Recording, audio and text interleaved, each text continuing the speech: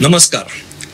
राज ठाकरेंनी गुढीपाडव्याच्या दिवशी केलेल्या भाषणावर अर्थातच टीका होतीये, कारण त्यात त्यांच्या राजकीय भूमिकेवरून, त्यांच्या विसंगतीवरून टीका होतीये, आधीच्या भूमिका, आजची भूमिका.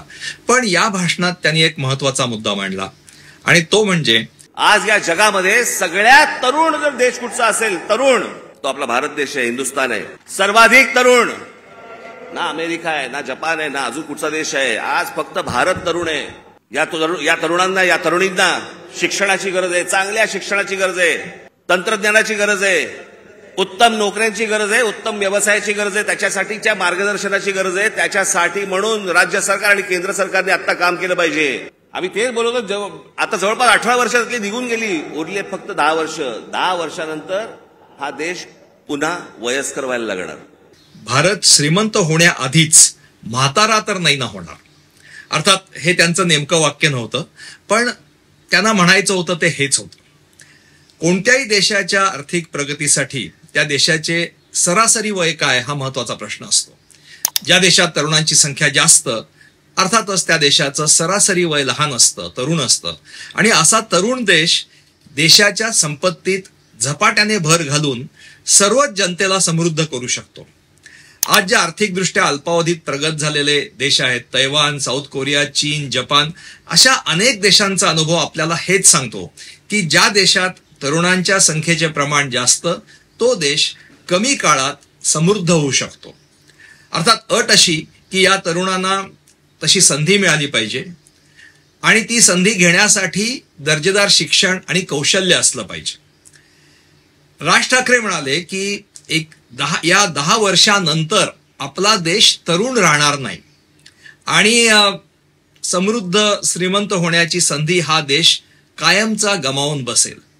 जसं जपानमध्ये काळ आला, जपानमध्ये ज्यावेळेला काळ आला त्यावेळेला तिकडे त्या अनेक कंपन्या उभ्या राहिल्या, सोनी पासून, होंडा पासून, काय काय अनेक गोष्टी सगळ्या उभ्या राहिल्या, अनेक व्यवसाय उभे राहिले, अनेक व्यावसायिक उभे राहिले. ज्याला घुसळून काढणं म्हणतो ना आपण, तसं सगळं अख्खा घुसळून निघाला तो देश. आज बघा कुठच्या कुठे असा हा देश घुसळून निघाला पाहिजे. आणि तसं जर आज उद्या घडलं नाही तर सगळ्याच गोष्टींवरचा समाजाचा विश्वास उडून जाईल. या देशामध्ये दुसरं तिसरं काही होणार नाही. या देशामध्ये फक्त अराजक येईल. खरं तर राज ठाकरे हा जो मुद्दा त्यांनी जो उपस्थित केला, हा मुद्दा अनेक अर्थतज्ञ वारंवार मांडतायत अलीकडच्या काळात. भारताने जर शिक्षणाच्या गुणवत्तेत सुधारणा केली नाही, तरुणांना कौशल्य देणारी प्रभावी व्यवस्था उभारता आली नाही, तर भारत श्रीमंत होण्याआधीच म्हातारा देश होईल. हा इशारा अशा शब्दात डॉक्टर रघुराम राजन आपल्याला देत आहेत. राज ठाकरेंनी हा महत्वाचा मुद्दा परवाच्या सभेत जरूर मांडला, पण तो अगदी ओझरता. खरं तर आवश्यकता होती की गेल्या 10 वर्षामध्ये आपल्या देशाने तरुणांना कोणत्या संधी उपलब्ध करून दिल्या, त्यांच्यात कोणत्या क्षमता निर्माण केल्या यावर बोलण्याची.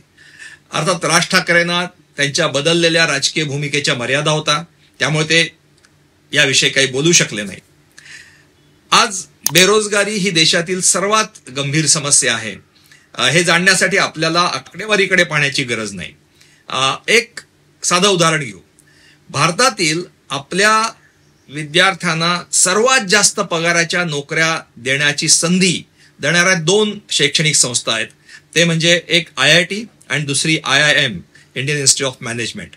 आणि आज अशी परिस्थिती आहे की या दोन्ही संस्थांमधून पास होणाऱ्या विद्यार्थ्यांना देखील बेरोजगारीचा सामना करावा लागतोय. 9 डिसेंबरच्या लोकसत्तेची बातमी सांगते की IIT मध्ये प्लेसमेंट 30% कमी झाली. नोकरीच्या संधी मिळत नसल्याने विद्यार्थ्यांचं टेन्शन वाढलं, असं या बातमीचा मथळा आहे. लखनौच्या इंडियन इन्स्टिट्यूट ऑफ मॅनेजमेंटने, IIMने आपल्या माजी विद्यार्थ्यांच्या संघटनेला असं आवाहन केलंय की त्यांच्या 72 विद्यार्थ्यांना, म्हणजे 72 ही संख्या मोठी आहे कारण IIM मधले ऍडमिशन एवढी काही प्रचंड नसते, त्यातली 72 हा मोठा संख्या.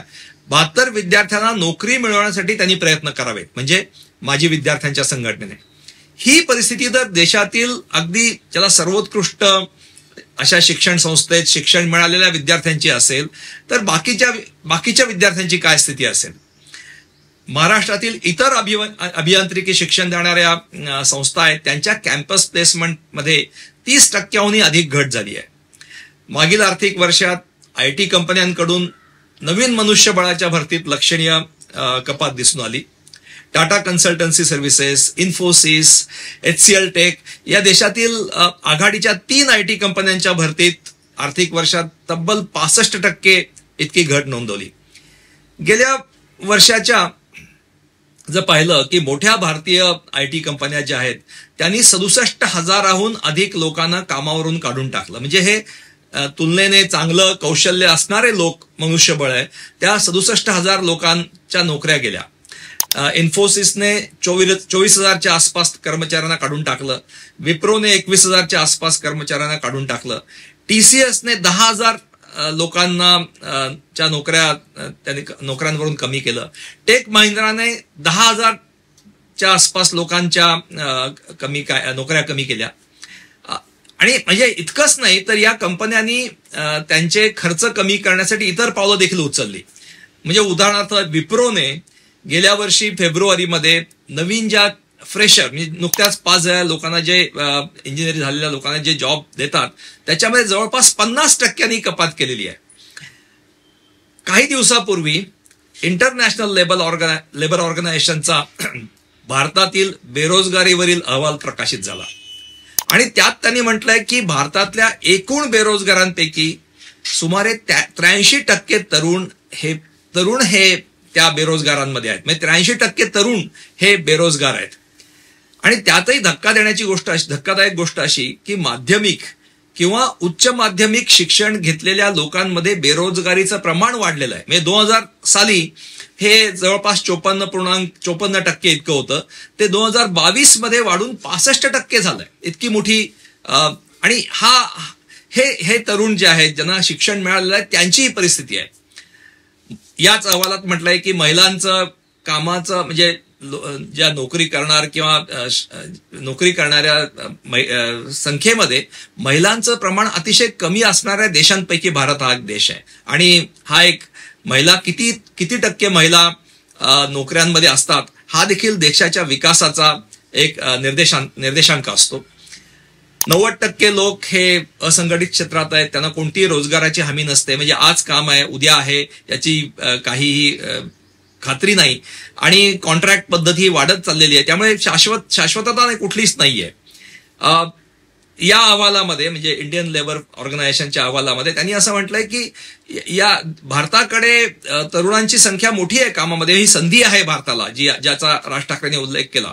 पण या तरुणांना अगदी साधी कौशल्य नाही आहेत. म्हणजे कॉम्प्युटरसाठी जी साधी कौशल्य लागतात की 75% तरुणांना आपल्या ईमेल बरोबर फाईल अटॅच करून ईमेल पाठवता येत नाही.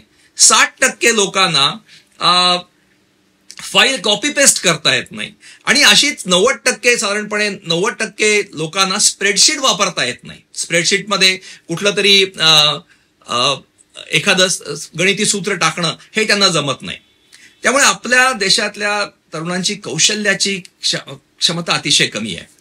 2014 साली जेव्हा नरेंद्र मोदी सत्तेवर आले तेव्हा स्किल इंडियाची घोषणा आली. स्किल इंडिया योजनेचं पुढे काय झालं याच्यावर काहीही चर्चा होत नाही. खरोखर किती लोकांना रोजगार त्यातून मिळाला यावर चर्चा अजिबात होत नाही. आता मेक इन इंडिया हा शब्द देखील अलीकडे कोणी फारसा वापरात येत नाही. कोणी बोलत नाही त्याबद्दल. अल्पशिक्षित तरुणांची अवस्था तर अतिशय वाईट आहे. त्यांच्यासाठी सैन्य भरती आणि पोलीस भरती हेच पर्याय असतात. आणि त्यातही अग्निवीर सारखी या योजनांमुळे सीमेवर अगदी जीव धोक्यात घालून त्यांनी नोकरी केलेली असली तरी नंतर त्यांना नोकरीची कोणतीच शाश्वती नाही. काही वर्षानंतर विकास म्हटलं की आपल्यासमोर अनेक पदरी रस्ते येतात. मोठे मोठे रस्ते आपल्यासमोर येतात. विकसित माणसांची प्रतिमा आपल्यासमोर येत नाही. ते अवघड असतं. आणि अशा प्रतिमा म्हणजे रस्त्यांच्या मोठ्या मोठ्या पुलांच्या प्रतिमा आपल्यासमोर उभी करण्यात आजची व्यवस्था ही कमालीची यशस्वी झाली आहे. रस्ते अर्थातच महत्वाचे असतात. देश विकसित होतोय की नाही हे त्या देशातील तरुणांना चांगला पण म्हणजे रस्ते व्यवस्थित असतात पण देश विकसित होतोय की नाही ह्या देशातील तरुणांना चांगला रोजगार मिळतोय की नाही तो किमान मिळकतीची शाश्वती देतो की नाही यावरून ठरतं.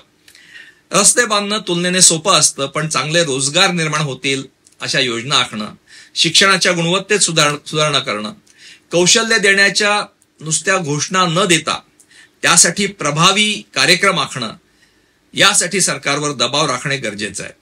गेल्या 10 वर्षातील मोदी सरकारचे जे या बाबतीत प्रचंड मोठं अपयश आहे.